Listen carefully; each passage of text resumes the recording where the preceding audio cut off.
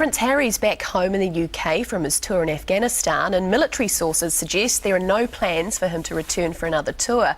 For more on this and reaction to his controversial comments while over there, I'm joined by Europe correspondent Garth Bray.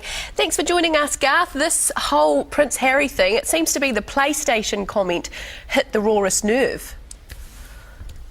Yeah, I guess so. I mean, we haven't heard much at all from Prince Harry for the last 5 months because obviously he's been serving in that Apache squadron and pretty much off limits. We learn now the payoff was a series of pretty, candid, unguarded interviews with him whilst he was there that were only to be shown this week once he was sort of safely out of harm's way. And those comments about how, you take a life to save a life and it's, we take them out of the game sort of elicited a bit of a storm. He was sounding a little bit more diplomatic back on British soil. So in terms of the reaction in Britain, are people angry with him or are they embarrassed, or what's their reaction?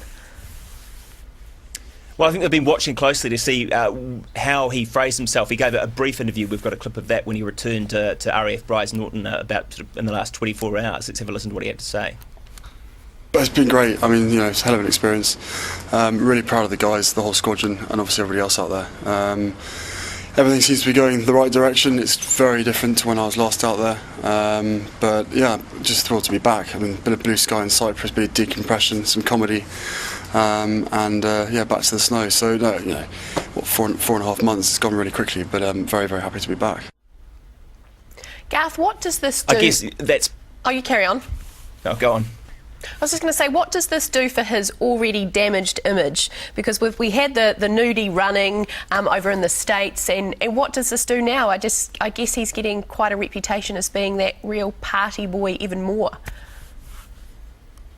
Yeah, I suppose it's probably, as people would explain it, it's sort of Harry the soldier talking. There's a bit of Harry the Prince feeling like he can say it as he feels, and I think we've probably heard more than his handlers would have expected out of those interviews. So there's been a wee bit of rowing back and damage control.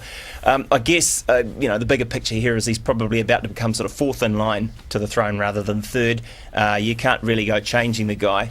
And I suspect, though, that this is probably the last you'll hear of him for quite some time, that having given these really candid series of interviews, they'll just let that lie, and you won't hear much of a peep out of him, perhaps right the way through until the royal birth, sort of later in July this year when it's expected. I'm sure, and that'll be positive. It'll be sort of foolproof, I would imagine. Now, David Cameron's vowing to allow Brits to vote on their involvement in the European Union. I've read your blog about this. How is this going to impact New Zealand?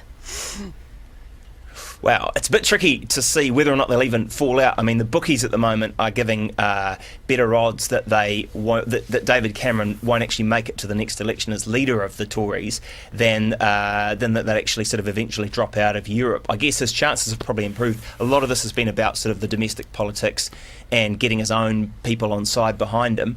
But I guess the bigger picture here is that I'm sort of pretty reliably informed that in Europe and at the EU, where New Zealand's probably a little bit, unfamiliar diplomatically, probably with a lot of countries, they kind of use the Brits, or traditionally have, to sort of, smooth things over, make things happen for them. And it's a pretty huge, it's a third biggest trading partner, that whole block.